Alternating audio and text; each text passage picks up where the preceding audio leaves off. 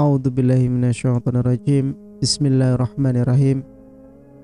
Assalamualaikum warahmatullahi wabarakatuh.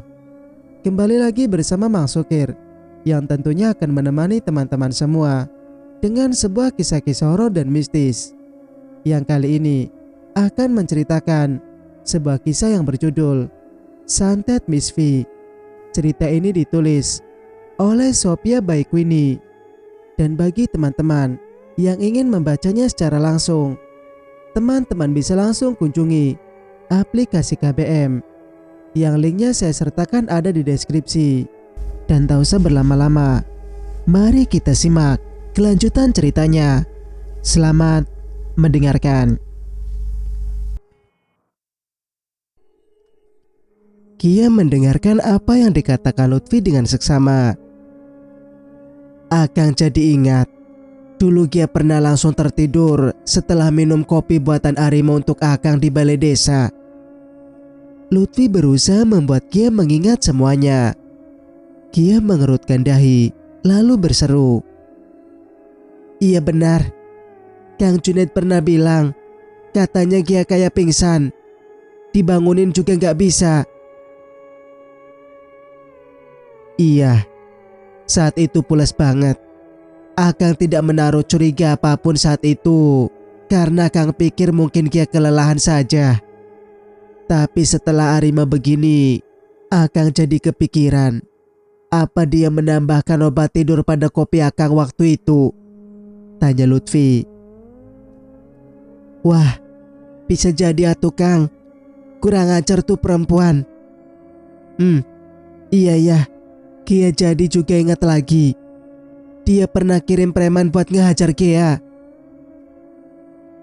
Astagfirullah, serius Ki? Lutfi kaget. Kia mengangguk. Tapi alhamdulillah, Kia gak apa-apa. Santai aja Kang, preman-preman itu keok sama Kia. Gadis itu tersenyum. Lutfi baru ingat kalau adik iparnya jago silat. Iya sih, pasti kalah. Secara Kia kan sabuk hitam ya. Dia ikut tersenyum. Tapi memang kurang ajar dia. Kita baru sadar sekarang betapa jahatnya si Arima itu, geram Kia. Dan ini bukti dia lebih jahat lagi, Ki. Dia memberanikan diri untuk jujur dan terbuka pada adik iparnya. Dengan tangan bergetar, Lutfi menyerahkan beberapa foto menjijikan itu pada Kia. Maafkan Akang ya Ki. Akang sudah menyakiti hati keluarga ini, khususnya teteh kamu. Mata Lutfi memanas. Kia menatap pria muda di depannya itu. Iya Kang, sudah tuh, jangan terlalu dipikirkan, nanti Akang sakit. Mudah-mudahan ada jalan keluar yang lebih baik. Untuk saat ini, kita ikuti saja permainan wanita brengsek itu. Dia menerima ponsel yang disodorkan padanya. Lihat foto-foto itu, Ge. Akang merasa ada yang janggal. Akang sendiri seperti tak mengenali wajah Akang sendiri. Lutfi menunduk. Tangan Gia bergetar saat melihat beberapa foto tak senonoh Lutfi dan Arima. Dan itu cukup memperlihatkan betapa intimnya hubungan keduanya. Tapi tunggu, Gia ikut meneliti wajah kakak iparnya. Astagfirullah. Mengapa mata Kang jadi semerah itu? Seru Gia, kaget saat memperhatikan betapa merahnya mata Lutfi di dalam foto itu. Akang juga tidak tahu, Ge. Bahkan Akang tak merasa punya mata seperti itu, lirih Lutfi.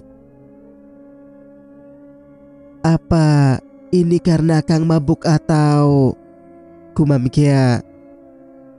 Akang tak tahu, Ge.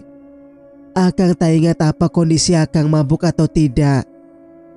Tapi kalaupun Akang mabuk, mata Akang tidak akan mengeluarkan sinar merah seperti itu. Orang mabuk matanya hanya akan merah biasa saja. Tidak akan ada sinarnya seperti itu. Iya Kang, Ini sih kayak mata setan. Naudzubillah Kang. Kok bulu kuduknya merinding ya? Kia meletakkan ponsel itu di atas meja. Dia tak kuat melihat pemandangan menyeramkan sekaligus menjijikkan itu di hadapannya. Lagi-lagi Lutfi hanya menunduk. Tenang ya Kang. Kia akan mencoba mencari tahu. Untuk sementara, skip foto ini dari Teh Hanum. Kasihan dia Kang, jangan sampai melihatnya. Kia memberikan saran. Lutfi mengangguk. Dia berterima kasih pada Kia atas pengertian adik iparnya ini. Kia kembali merinding jika mengingat sebagaimana seramnya tatapan mata Lutfi di foto itu. Allahu Akbar. Hanya padamu kami menyerahkan segalanya. Sementara di tempat lain, Arima melanjutkan aksinya bernyanyi kembali. Lagu-lagu dangdut berirama koplo dan remix DJ jadi favoritnya. Berkali-kali pinggulnya bergoyang. Mulutnya tak henti mengucapkan lirik demi lirik lagu-lagu berirama cinta tersebut. Lagu ambyar jadi pilihannya kali ini. Dan lihat saja gayanya yang menirukan artis pantura yang tengah naik panggung. Wanita itu mengulang kembali lagu tersebut hingga berkali-kali. Hingga dia lelah dan kehausan sendiri. Keringat pun membanjiri tubuhnya. Tapi tiba-tiba, dia merasakan ada yang menggerayang di bagian area sensitifnya. Astaga, apa ini? Dirabanya bagian sensitifnya itu. Dia tak menemukan apapun. Hanya saja dia merasa ada sesuatu yang berjalan. Hingga ada rasa sedikit gatal di sana. Wanita itu buru-buru mandi dan membersihkan tubuhnya. Dan gatal itu pun berhenti. Dasar kuman bongsang. Mampir kok ke tempat yang paling gue banggain. Mau juga ya Ece punya gue yang legit ini. Ujarnya sambil menaburkan sabun sirih ke dalam genggaman tangannya. Lalu mengusapkan ke area intim kewanitaannya. Dia tersenyum sendiri. Tuh kan Kang. Kuman aja mau icip dan mau nyoba legitnya kue serabiku. Masa Kang Lutfi gak ketagihan sih? Lalu dia tertawa sendiri, menepuk-nepuk area sensitif tubuhnya, menyiramnya dengan air, sambil kembali berdendang, seolah tengah konser di depan orang banyak. Tak ada waktu selain bernyanyi baginya, apalagi saat ini dia tengah bahagia, karena Lutfi akan segera membawanya pada keluarga besarnya. Lalu mereka mengadakan pesta pernikahan yang meriah. Perempuan itu tertawa sendiri. Dasar perempuan aneh. Singkat cerita, hari ini Hanum menyiapkan keperluan Lutfi yang akan mengenalkan Arima pada keluarganya. Entah ekspresi mereka saat melihat dan tahu jika Lutfi akan menikah lagi. Neng, Akang tak tahu lagi harus bicara apa. Tapi Arima benar-benar memaksa Akang untuk melakukan ini. Lutfi terkulai lesu. Tak ada tanda-tanda ingin meneruskan apa yang sudah ditetapkannya. Jalani saja Tukang. Mau bagaimana lagi? Mungkin ini sudah jalan hidup kita. Hanum merapikan tas hitam berisi beberapa pakaian Lutfi. Suaminya akan menginap beberapa hari di rumah orang tuanya. Apa Kang batalin aja semuanya dan membiarkan dia menyebarkan video itu? Masa bodoh, Akang tak peduli lagi. Daripada Akang harus terus-terusan bersama dia. Bisa gila Akang Neng. Perlahan Lutfi menutup wajahnya dengan telapak tangan. Pria itu sudah kehilangan segalanya. Dia tak tahu lagi cara untuk menghadapi tuntutan Arima selain menikahinya. Hanum mendekat padanya. Kang, kalaupun Akang menolak menikahinya dan dia menyebarkan video itu, tetap sama saja Kang. Akan banyak masalah yang timbul. Belum lagi kalau dia benar-benar hamil. Pasti Akang juga harus tetap bertanggung jawab untuk menikahinya. Jadi sekarang kuatkan diri Akang untuk menyelesaikan masalah ini. Neng yakin Allah Maha Tahu segalanya. Kita sudah berusaha mencoba yang terbaik. Hanum menyentuh pundak suaminya. Akang malu sama Neng. Serius Neng. Akang merasa menjadi suami yang zolim pada istri Akang sendiri. Apalagi dengan sikap Neng yang seperti ini. Rasanya Akang tak bisa melakukan sesuatu untuk membahagiakan Neng. Seperti janji Akang dulu. Selama kita berumah tangga, Neng justru sering kecewa dan sakit hati karena sikap dan perilaku Akang. Lutfi tetap menutup wajahnya. Kata siapa Neng tak bahagia? Akang sok tahu deh. Hanum memeluk tubuh Lutfi. Neng bahagia Kang. Sangat bahagia. Karena Allah memberikan kesempatan pada Neng untuk jadi istri Akang. Menjadi perempuan yang bisa mengabdikan diri sebagai istri. Baik di kehidupan dunia ini serta nanti di akhirat. Neng mau kita tetap seperti ini. Sebesar apapun hantaman badai rumah tangga kita, insya Allah dengan tetap saling berpegangan, kita akan bisa melewatinya. Satu pinta Neng pada Akang. Jujurlah dalam segala hal. Termasuk jika Akang nanti tak punya cinta lagi untuk Neng di hati Akang. Hanum memeluk Lutfi, mencoba menguatkan suaminya. Dia tahu betapa galutnya suaminya itu saat ini. Lutfi balas mendekap tubuh istrinya. Entah dari apa hatinya terbuat. Dia begitu ikhlas, pasrah, dan sangat sabar menghadapi semuanya.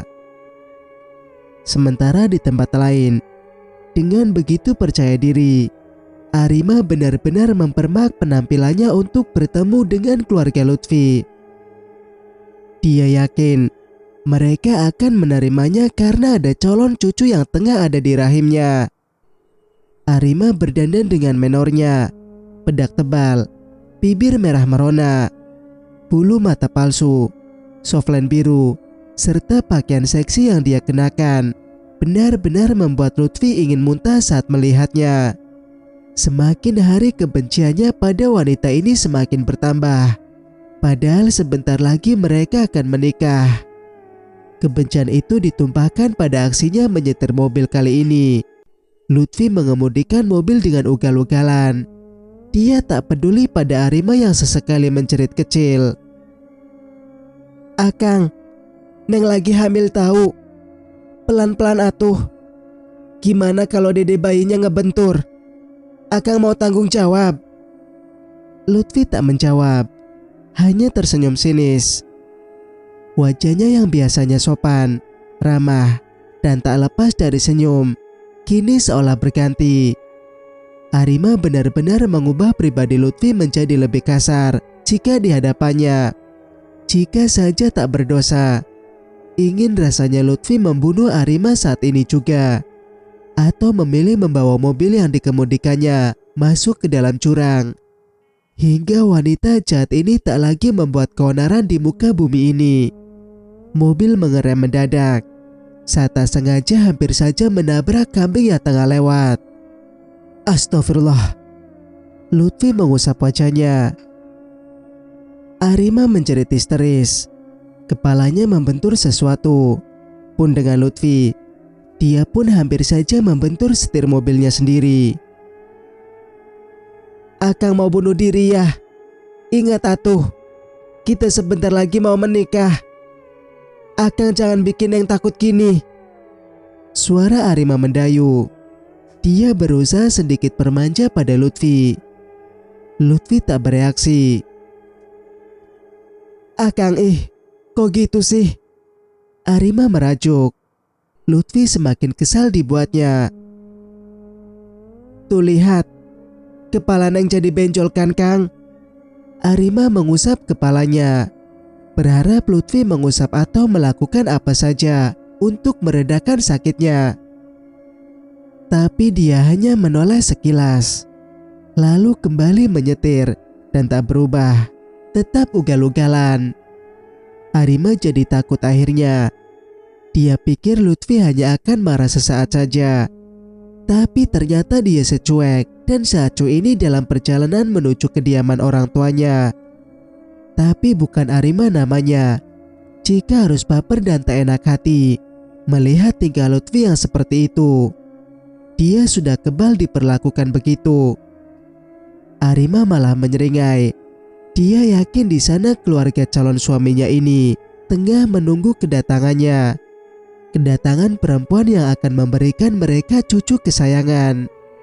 Arima jadi semakin tak sabar untuk segera tiba di rumah besar Lutfi, calon suaminya. Singkat cerita, mereka tiba di rumah besar keluarga Lutfi.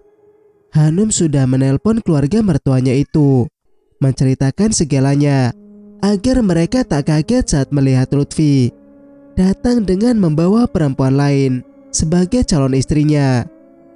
Ibu mertua Hanum sangat syok. Dia menangis dan mengucapkan kata-kata umpatan untuk Arima saat Hanum mengatakan apa yang terjadi hingga mau tidak mau Lutfi harus tetap menikahinya. Kini wanita kurang ajar itu datang dengan dandanan ala artis dangdut yang akan manggung. Dari penampilannya saja, keluarga besar Lutfi sudah paham siapa sebenarnya sosok wanita yang dibawa anaknya. Dengan gaya percaya diri yang luar biasa, wanita itu membusungkan dadanya. Telah yakin jika kedatangannya akan diterima dengan kedua belah tangan, karena akan memberikan keluarga besar itu seorang cucu yang tidak bisa diberikan oleh Hanum selama ini. Tapi tak ada yang menyambut kedatangannya. Hanya seorang pria setengah baya yang membukakan pintu gerbang. Setelah itu pergi entah kemana. Arima langsung duduk di sofa, memainkan ponselnya, sedangkan Lutfi beranjak menemui ayahnya di halaman belakang. Dia akan minta maaf jika perbuatannya telah merusak nama baik keluarga dan menyakiti hati semua keluarganya. Ibu Lutfi hanya menangis sesungguhkan di kamarnya, ditenangkan oleh kakak perempuan Lutfi yang nampak menelpon seseorang. Lutfi sudah datang, Neng. Benar-benar kurang ajar. Tak tahu malu wanita itu. Dia datang ke sini dengan gaya menjijikan luar biasa. Ibu nangis terus, Neng. Teteh harus gimana ini? Tanyanya. Rupanya dia tengah menelpon Hanum. Coba berikan ponselnya, Teh. Biar saya bicara pada ibu, pinta Hanum. Lalu ponsel beralih tangan. Ibu harus bagaimana tuh, Neng? Ibu gak kuat lihat mukanya. Rasanya mau ibu siram pakai air panas perempuan bernama Arima itu. Ya Allah, ya Allah. Ibu istighfar ya. Tenangkan hati. Temui dia. Walau bagaimanapun juga, dia calon istri Kang Lutfi. Kita harus besar hati, ucap Hanum. Ibunya Lutfi terdiam. Hanum benar-benar perempuan kuat. Beruntung sekali dia bisa menjadi menantunya. Tapi Arima sudah merusak semuanya. Lalu ibu harus bagaimana, Neng? Ibu sendiri yang tahu harus bagaimana menghadapi calon mantu spesial ini. Hanum berkata kembali. Iya ya, baru deh kepikiran. Kenapa baru sekarang Neng ngomong begini? Tiba-tiba ibunya Lutfi bangkit. Iya, ibu memang tak harus menangis. Buat apa menangisi perempuan jahat itu? Neng benar, ibu harus memperlakukan dia dengan sepantasnya, lugasnya. Lalu bangkit menyerahkan telepon pada anaknya. Wanita itu tersenyum kesal. Dia nampak geram. Ayo teh, kita temui wanita jahat itu. Kita buat dia menyesal karena ingin menjadi bagian keluarga ini.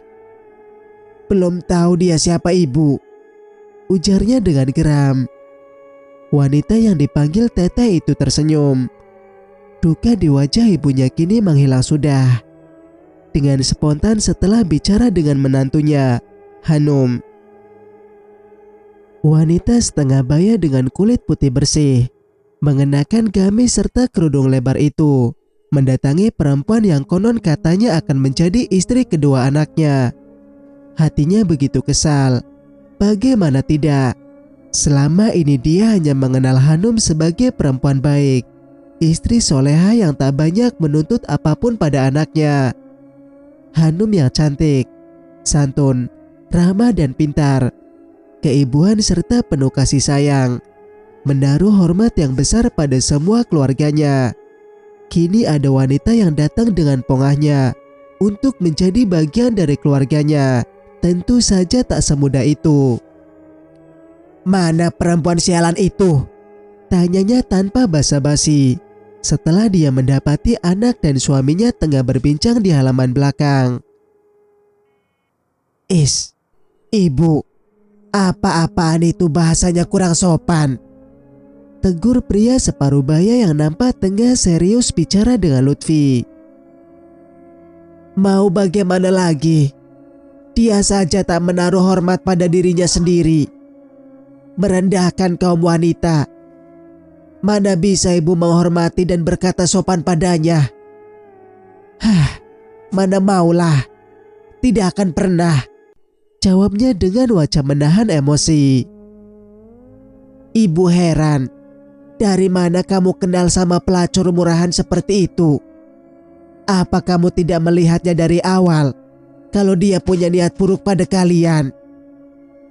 Jangan-jangan dia yang waktu itu mengirimkan penyakit aneh untuk menantuku, Hanum. Entah bagaimana tiba-tiba saja ibunya Lutfi punya pikiran seperti itu. Dia punya feeling tajam setelah tahu siapa Arima. Baginya sosok Arima bisa melakukan apa saja untuk mewujudkan ambisinya. Apalagi hanya sekedar mengirimkan santet pada orang yang dia benci. Dia yakin Arima bisa saja melakukan itu semua. Jika bukan dia, siapa lagi orang yang jahat dan tega menghancurkan pernikahan Lutfi dan Hanum? Dia terus bicara. Jangan sembarangan, nanti timbulnya fitnah, Bu. Tugas ayah Lutfi. Pria itu sedikit lebih tenang menghadapi masalah yang tengah membelit anaknya. Dia yakin semua adalah ujian dari Sang Maha Kuasa. Mau bagaimana lagi selain pasrah, ikhlas menerima semuanya. Soal pembalasan biarlah Allah yang akan menghukum siapapun yang bersalah dan berdosa. Karena hanya Allah yang tahu kebenarannya. Dia tahu anaknya seorang lelaki yang seorang manusia yang bisa saja melakukan kesalahan. Jadi baginya tak menutup kemungkinan kalau secara sadar dan tidak sadar Lutfi bisa saja melakukan itu semua, terlepas sadar atau tidak kondisinya. Sedangkan Lutfi tak berkata apapun. Dia masih dalam dilema berat akan permintaan Arima. Lutfi masih tak percaya dia akan menikahi wanita itu. Wanita yang sama sekali tak dicintainya. Bahkan melihatnya saja, Lutfi sudah merasa muak. Benar-benar muak dan membuatnya kesal. Apalah daya semua kenyataan dan harus dia hadapi. Ini bukan fitnah, Pak, tapi kecurigaan. Wajar saja jika dia senekat ini. Nah, melakukan dosa besar yang lain juga bisa saja kan? Dia balik bertanya pada suaminya. Dan pria setengah baya yang nampak masih tegar itu hanya mengernyitkan dahinya. Sudahlah, temui saja dia dulu. Tak enak ada tamu tapi dibiarkan begitu saja. ucapnya bijak. Tamu siapa? Diundang pun tidak. Tiba-tiba datang bawa musibah besar untuk kita. Itu bukan tamu tapi penyakit, virus, ujarnya kesal. Sudah, ibu istighfar yang banyak. Tenangin hati. Anggap ini ujian kita. Allah Maha Tahu siapa yang benar dan yang salah. Jika kita benar, kenapa harus takut? Iya kan, Lut? Ayahnya berbalik pada Lutfi, putra kesayangannya. Lutfi mengangguk berat. Dia menarik napas panjang.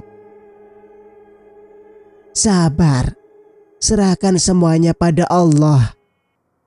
Pria itu menepuk bahu anaknya, lalu kembali menatap istrinya. Temuilah dia. Ingat jangan ribut. Malu sama tetangga ya, Bu. Ibu Lutfi mengangguk, walaupun masih dengan wajah tegang dan kesal. Lalu dia melangkah menuju ruangan di mana Arima dipersilakan istirahat oleh asisten rumah tangga mereka. Rasanya dia tak sabar ingin segera memberikan pelajaran untuk wanita kurang ajar itu.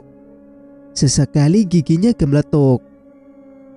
Perlahan dia mengetuk pintu, lalu terdengar pintu dibuka. Arima muncul dengan wajah dipenuhi senyum sumringah. Seolah tak ada apa-apa di antara mereka. Dia lupa jika kedatangannya di rumah itu hanya dianggap bencana dan sebuah musibah besar. Tapi bukan Arima namanya. Jika harus pasrah dan menerima nasib. Wanita culas itu selalu merasa apa yang dilakukannya adalah sebuah kebaikan dan tak merugikan orang lain, selama itu menyenangkan dan memuaskannya. Ibunya Lutfi makin sebal dibuatnya setelah melihat betapa tak tahu malunya wanita berpakaian seksi itu. Assalamualaikum, Bu. Arima bermaksud mencium tangan calon mertuanya. Tapi buru-buru ibunya Lutfi menariknya setelah menjawab salam dengan suara tertahan. Saya mau bicara sama kamu. Tanpa basa-basi dia langsung masuk ke dalam kamar. Sedangkan Arima buru-buru menutup pintu. Masih dengan gaya yang dilemah gemulaikan. Semuanya terlihat jelas dibuat-buat untuk menarik perhatian calon mertuanya ini. Tapi itu membuat ibunya Lutfi makin muak padanya. Kamu serius mau jadi istri kedua Lutfi? Tanyanya masam. Arima mengangguk cepat. Kamu sudah tahu Lutfi punya istri? Sudah, Bu. Jawab Arima tegas. Lalu kenapa masih mengejar-ngejar anak saya? Apa kamu tidak berpikir bagaimana sakit hatinya Hanum? Bagaimana perasaannya? Cecarnya dengan kesal. Saya tidak peduli. Saya mencintai Kang Lutfi. Seperti cinta Hanum padanya. Saya juga akan jadi istri yang baik, yang solehah. Jadi ibu tak perlu khawatirkan kami nanti. Tukas Arima dengan rasa percaya diri. Cinta. Cinta apa yang kamu punya untuk anak saya, hah? Apa kamu tahu betapa tersiksanya anak saya karena dipaksa menikah dengan kamu? Apa itu yang kamu sebut cinta? Ingat ya, cinta tak pernah membebani. Cinta tak pernah menyakiti. Tapi cinta memberikan kebebasan, penuh keikhlasan, pengorbanan dan kerelaan. Seperti yang dilakukan Hanum pada Lutfi. Demi nama baik dan martabat suaminya, dia rela membiarkan kalian menikah. Tanpa marah, tanpa berbuat kasar. Itu baru cinta, paham? Kali ini ibunya Lutfi benar-benar tak bisa menguasai diri. Dengan terengah dia kembali meneruskan kata-katanya. Yang kamu punya untuk Lutfi bukan cinta, tapi nafsu, angkara, ambisi setan. Tandasnya kesal. Arima merenggut. Dia sangat tak suka kembali dibandingkan dengan Hanum. Kenapa wanita sialan itu tak mati saat ku santet? Pikirnya. Ibu tak tahu tentang saya, tentang cinta saya pada Kang Lutfi, anak ibu. Arima balik bertanya. Yang saya tahu, hanya perempuan setanlah yang mau merusak dan menghancurkan rumah tangga orang lain dengan mengatasnamakan cinta. Apalagi rela melakukan hal-hal tak senonoh, dosa dan penuh kegilaan. Dan ingat, tak ada tempat untuk perempuan seperti itu di rumah ini. Ucap wanita setengah baya itu, lalu pergi meninggalkan kamar yang ditempati Arima. Tinggallah wanita muda penuh ambisi itu nampak dongkol. Wajahnya ditekuk. Kenapa tak ada yang memahami rasaku padamu, Kang? Geramnya. Dia mengepalkan tangannya. Ini karena kamu masih hidup, Hanum. Coba dulu kamu mati saat ku santet. Pasti sekarang aku sudah tenang dalam pelukan Kang Lutfi. Dasar perempuan kurang ajar. Dia mengumpat kesal. Ditendangnya kaki meja hingga kakinya sendiri yang terasa sakit. Aduh, Arima menjerit. Dia menutup wajahnya dengan kesal. Benar-benar sial hidupku.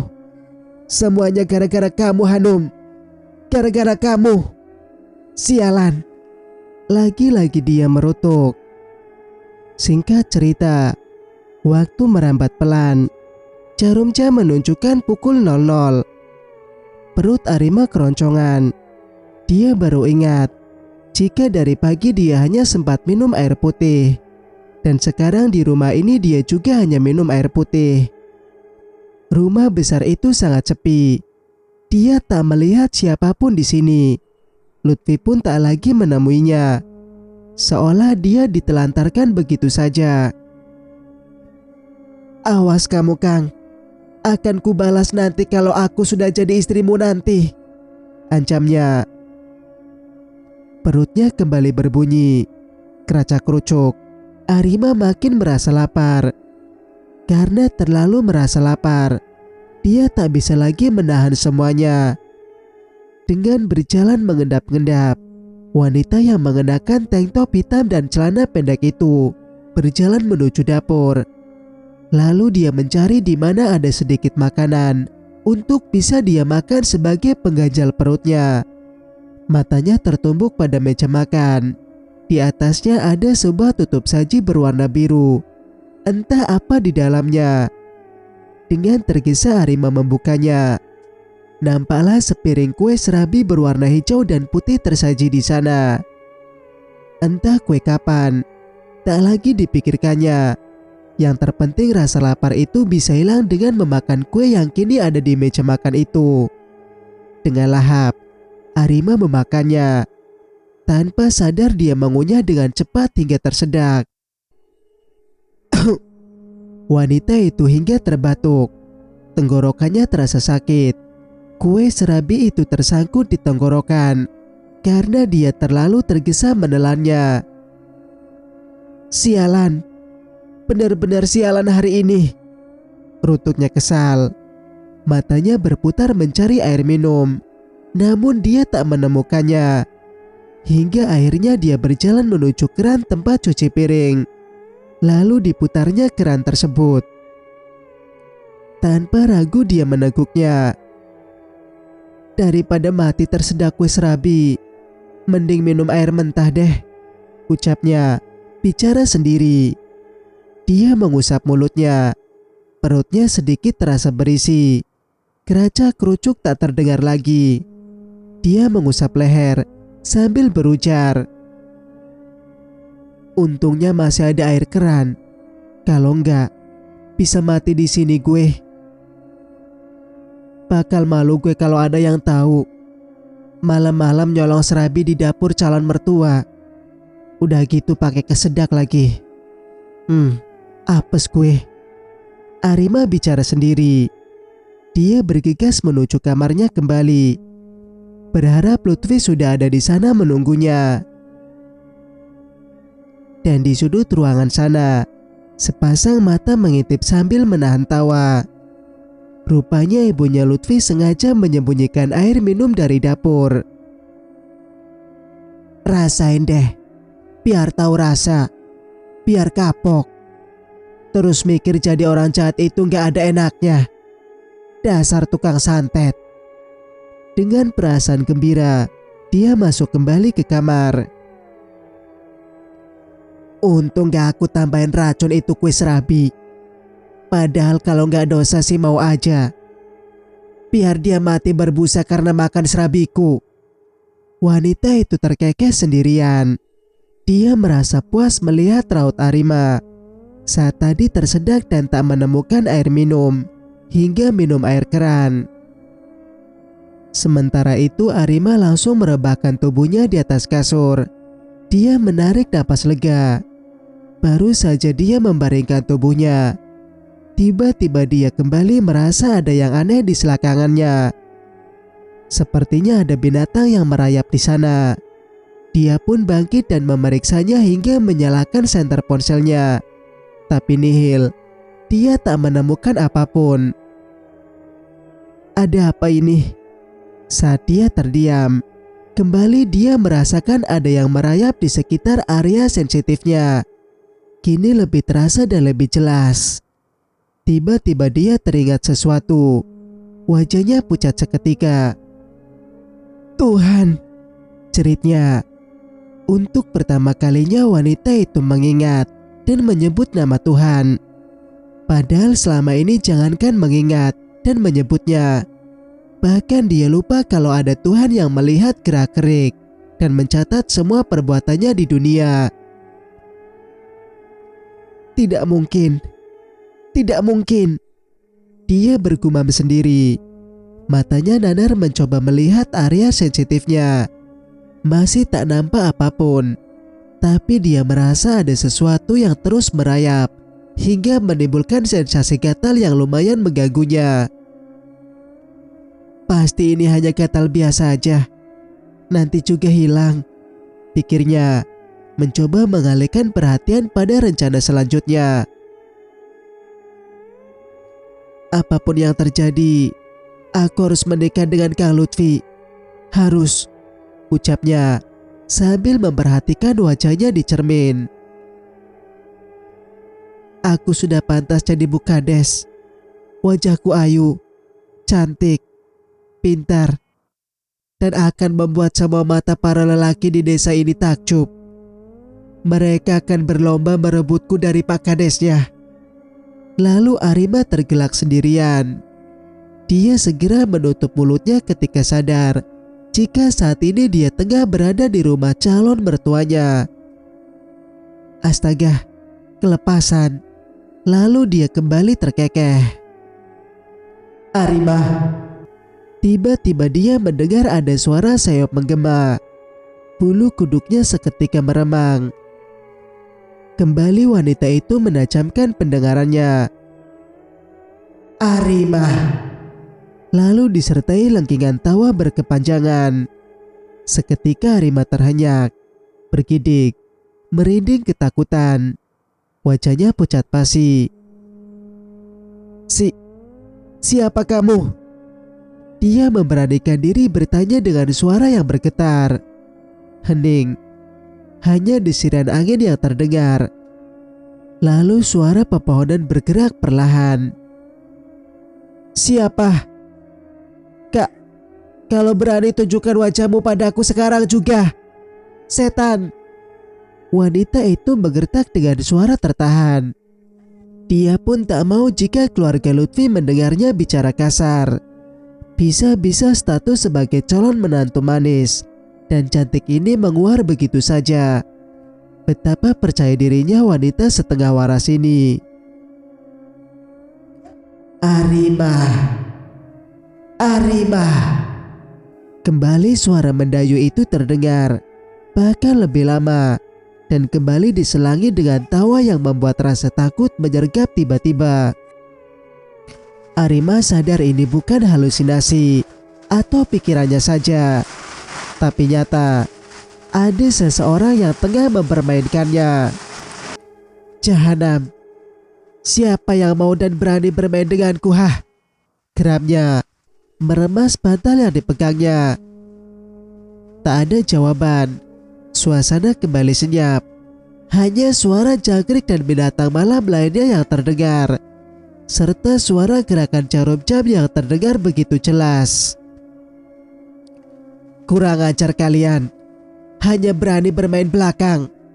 Tunjukkan wajahmu padaku, bangsat.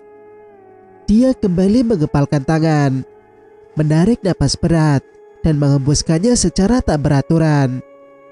Kali ini dia merasa beruntung karena ibunya Lutfi memberikan kamar yang paling pojok. Karena tidak ada orang yang akan mendengar apa yang terjadi padanya malam ini. Setelah puas mengomel, mengoceh, dan mengeluarkan sumpah serapah panjangnya, Arima kembali mencoba memejamkan matanya. Tetapi area sensitifnya tiba-tiba kembali berubah. Bahkan kini lebih terasa gatal dari sebelumnya. Seraut wajah melintas. Astaga, dia membekik tertahan. Sementara di tempat lain, Hanum menatap layar gawainya. Di sana tertera sebuah pesan dari Lutfi. Sudah tidurkah, Neng? Mana mungkin Hanum bisa tidur, sedangkan suaminya tengah bersama perempuan lain dan siap menikah lagi.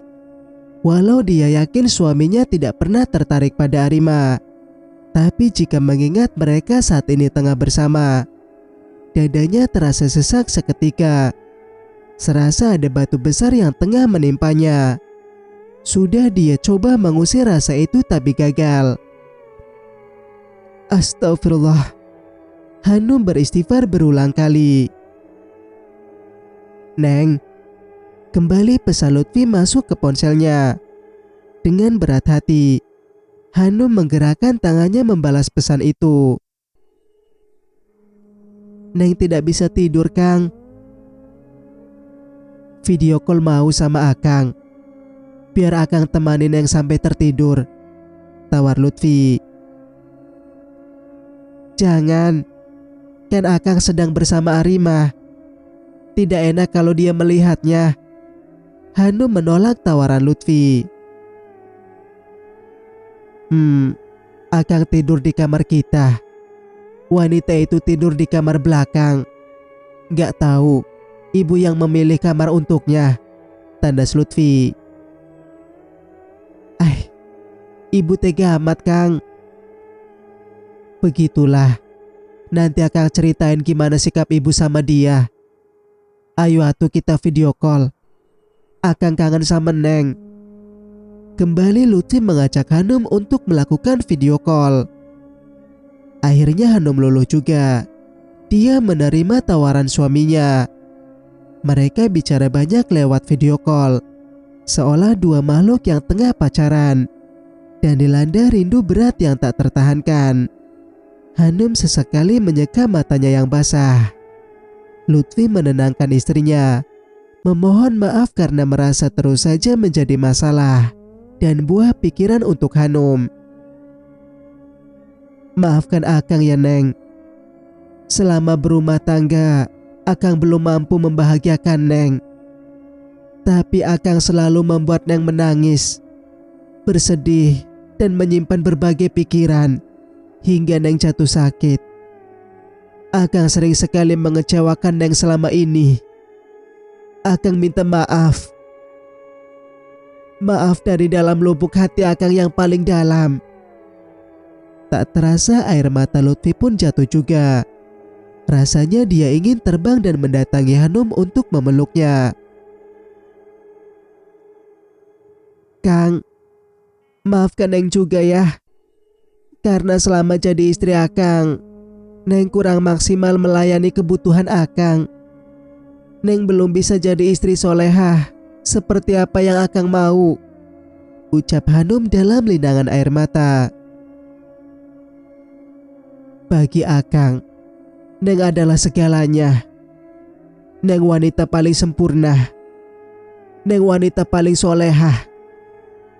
Akang berani bersaksi atas nama Allah. Akang tak pernah berniat mengkhianati cinta dan hati, serta mengingkari janji suci pernikahan kita. Biarkan Allah nanti yang akan membuktikannya. Jika apa yang Akang katakan ini benar-benar dari hati, ucap Lutfi. Hanum mengangguk. Dia mencoba tersenyum mendengar apa yang dikatakan oleh suaminya. Hanum percaya padanya karena selama ini Lutfi tak pernah bicara tak jujur padanya. Pria ini selalu mengatakan semuanya dengan apa adanya, tak pernah mengingkari apa yang sudah dia nyatakan. Hanum yakin jika kali ini pun suaminya masih seperti dulu. Neng percaya. Neng sangat percaya pada Akang. Semoga Allah mendengar apa yang menjadi doa-doa tulus dalam sujud panjang kita ya Kang, desah Hanum. Kini Lutfi yang berusaha tersenyum. Insya Allah Neng, Allah Maha Kuasa. Kita pasrahkan saja padanya. Semoga segala ujian dan cobaan ini segera berlalu dari kehidupan dan rumah tangga kita. Amin, jawab Lutfi. Hanum pun mengaminkan doa suaminya. Malah menjadi saksi dua insan yang teramat saling mencintai itu, mencurahkan isi hati yang selama ini tak bisa mereka ungkapkan. Begitu banyak dera dan coba yang harus dilalui. Badai dan ujian seakan berlomba menerjang dan menggempur dinding pertahanan rumah tangga mereka, seolah ingin menguji seberapa kokoh dan kuatnya dinding itu. Sementara di tempat lain, Arima baru saja keluar dari kamar mandi. Dia melewati dapur dan meja makan yang sudah menyediakan nasi goreng plus telur ceplok dengan taburan bawang goreng dan kecap. Ada timun iris di atas piring, serta kerupuk udang dalam toples. Nafsu makannya menggelora. Perutnya kembali keroncongan, seakan memintanya untuk segera mengeksekusi hidangan tersebut.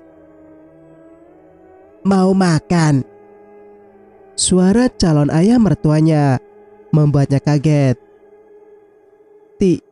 Tidak Pak, Arima terbata. Duduk di situ. Tunggu istri saya dulu. Dia sedang menyiram bunga, ujar pria setengah tua tersebut. Dia tak sedikit pun melihat ke arah Arima, walau matanya seakan enggan melihatnya. Tapi Arima masih bersyukur pria ini masih agak sopan dan baik padanya. Arima duduk di depannya. Dia tak sabar ingin segera mencicipi nikmatnya nasi goreng buatan calon ibu mertuanya ini. Giliran makan aja bangun. Tiba saja ibunya Lutfi sudah ada di depan mereka. Dia menenteng teko yang bercorong besar dengan bolong-bolong kecil. Arima jadi serba salah. Dia tahu kalimat itu ditunjukkan padanya. Sudahlah, sini kita sarapan, biar kuat. Ayahnya Lutfi berusaha menenangkan suasana. Tak enak di depan makanan, kalau harus ribut-ribut pikirnya. Arima kembali berterima kasih pada pria tua itu, tapi hanya dalam hati saja. Abah, apa Abah mendengar suara ribut-ribut tadi malam? Tanya ibunya Lutfi pada suaminya. Tidak atuh, Abah mah langsung tidur. Kan minum obat flu, langsung selimutan. Badan Abah rasanya dingin, jawab suaminya. Tapi ibu mendengarnya dengan jelas, Bah. Sepertinya ada yang marah. Ngedumel gitu, Bah. Marah-marah, bicara sendiri kayak orang gila. Mata ibunya Lutfi mengarah pada Arima. yang masih tertunduk dengan dada berdebar. Rupanya telinga calon ibu mertuanya ini tajam juga, sehingga jarak yang lumayan jauh. Tapi dia masih mendengar kalau semalam dia sempat misu-misu tak jelas karena mendengar suara-suara aneh yang memanggilnya. Arima ingin menjelaskan pada mereka, tapi dia mengurungkannya. Bisa-bisa nanti dia dikira gila beneran kalau sampai menceritakan semuanya. Sementara Lutfi masih tak nampak batang hidungnya. Arima celingukan mencarinya. "Kang Lutfi kemana, Bu? Dari kemarin saya tidak melihatnya." Dia memberanikan diri untuk bertanya. "Lutfi jam segini masih tadarus, baca Al-Quran, biar setan-setan yang bergentayangan di dekatnya pada kabur. Iya kan, Bah?" Ibunya Lutfi menatap suaminya. Pria itu mengiyakannya. Arima tak menjawab. Nasi goreng buatan ibunya Lutfi yang nampak menggugah selera tiba-tiba hilang begitu saja. Padahal tadi malam dia hampir tak bisa menahan lapar. Tapi melihat sorot mata penuh curiga, penuh rasa benci padanya, wanita itu pun berpikir dua kali untuk makan bersama calon mertuanya ini. "Lain kali akan kubalas perbuatan jahat calon ibu mertuaku ini. Kalau nanti aku sudah jadi istrinya Kang Lutfi, biar tahu rasa," pikirnya. Cerita pun bersambung. Jika kalian suka dengan ceritanya, jangan lupa untuk like, komen, dan subscribe channel ini agar bisa mendengarkan cerita-cerita berikutnya. Wassalamualaikum warahmatullahi wabarakatuh.